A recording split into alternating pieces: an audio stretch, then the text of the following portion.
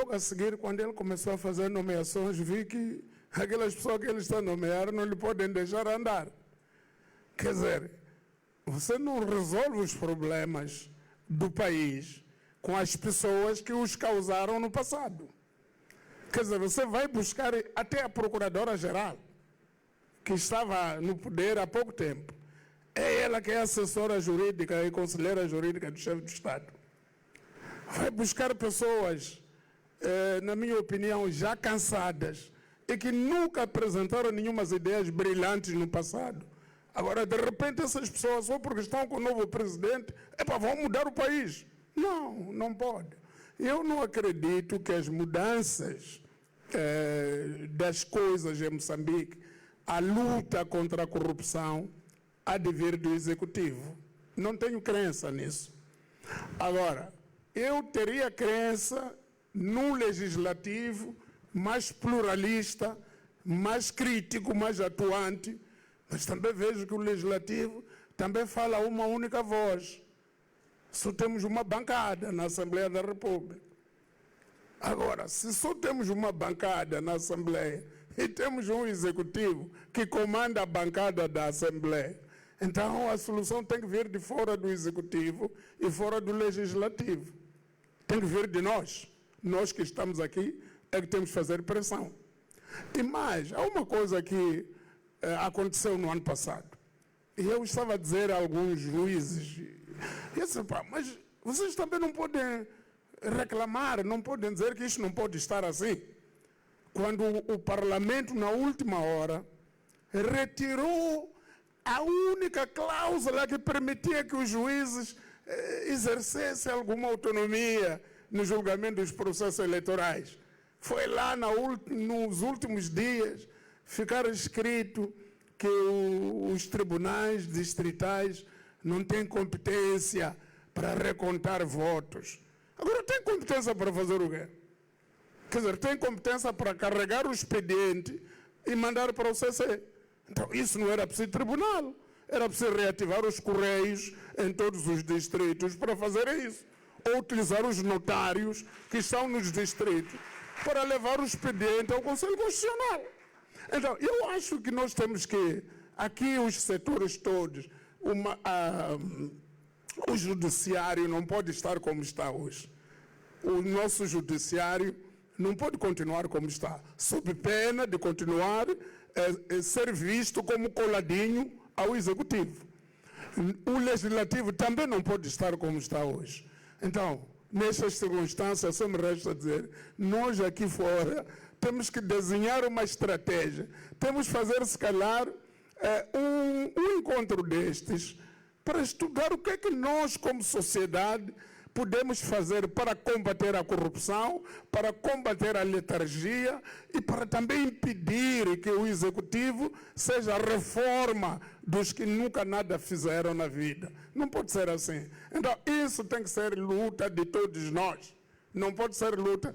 A esperança que eu tinha do presidente, o presidente, de repente, se fez rodear de pessoas que nunca lhe podem deixar trabalhar. Pois, Salomão Moeno, eu não lhe retiro a palavra ainda, porque é uma coisa que o Lima já tinha levantado antes, que é algumas das mudanças que estão a ocorrer não são necessariamente mérito, por exemplo, do atual Executivo, e sim da pressão que as ruas estão a fazer. Mas nós vimos, no ano passado, um movimento de pressão em relação à questão das eleições e terminou como terminou.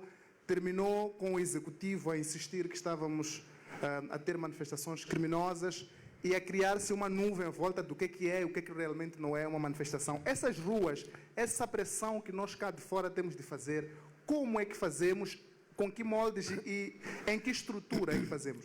Bom, a nosso nível aqui, não sei se o termo que queria usar é adequado, a nosso nível civilizacional aqui, já não há manifestações. Mas ao nível da base, ao nível da população, você escuta o que a população faz. O que a população faz quando um funcionário da EDM demora a ligar a energia? Logo há uma manifestação. O que a população faz quando um polícia dá um tiro de qualquer maneira? Agora aqui em Bobola, antes de ontem, foram lá destruir a casa do polícia. Quer dizer, a população lá fora ainda está acesa para pressionar as mudanças. Agora, o que me admira a mim é que a cúpula política, a superestrutura jurídico-política do nosso país, parece que não vive neste país. Parece que vive num sítio, aqui mesmo, onde tem ar-condicionado, se calhar tem lanche lá fora, mas o resto não está atento. Eu estou sempre a dizer aos dirigentes, eu tenho até a oportunidade de falar com muitos deles, estou sempre a dizer, senhores, vão lá aos distritos ver qual é a situação dos chefes de posto administrativo, dos chefes das localidades. Aqueles senhores não conseguem trabalhar com a população. A população tem problemas com eles. Por quê? Por causa da maneira como as coisas foram feitas. E a solução é o governo começar a levar a sério as preocupações das pessoas e passar a fazer mudanças reais e não cosméticas, e não enganar, fazer coisas na prática. Então, eu penso que há uma saída. A saída é o governo mudar. Mas se o governo não mudar, vai ser mudado pelas pessoas. Da maneira como o Parlamento foi subvertido, a instituição parlamentar foi subvertida pelo Poder Executivo para permitir realizar aquilo que é o projeto todo securitário que levou a essas dívidas ocultas, nem sequer chegou a ser discutido pela Comissão de Segurança. Estão aqui os deputados, algumas pessoas que eram deputados nessa altura. A Comissão de Segurança, Defesa e Segurança no Parlamento, duvido que tenha tido um escrutínio de como é que aquele projeto estava a ser desenhado e executado. E o argumento é que não podiam levar aquele projeto para lá, porque havia lá a Renamo, e na altura havia conflitos com a Renamo, e não sei o que é.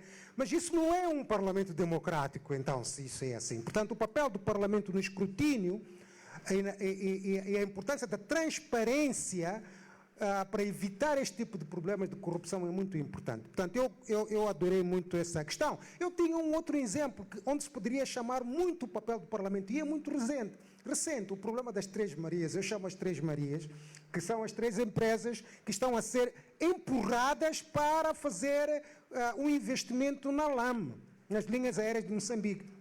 O governo estima 130 milhões de dólares de investimento. Eu acredito que vai ser muito mais, dobro ou triplo disso, para revitalizar a LAM. Mas aquela não é a única estratégia de resolver o problema da LAM. E segundo, é uma operação extra-orçamental, quer dizer, que o governo faz numa altura em que até nem sequer ainda tinha submetido o orçamento ao Parlamento. Quer dizer, o Parlamento não foi nem tido nem achado.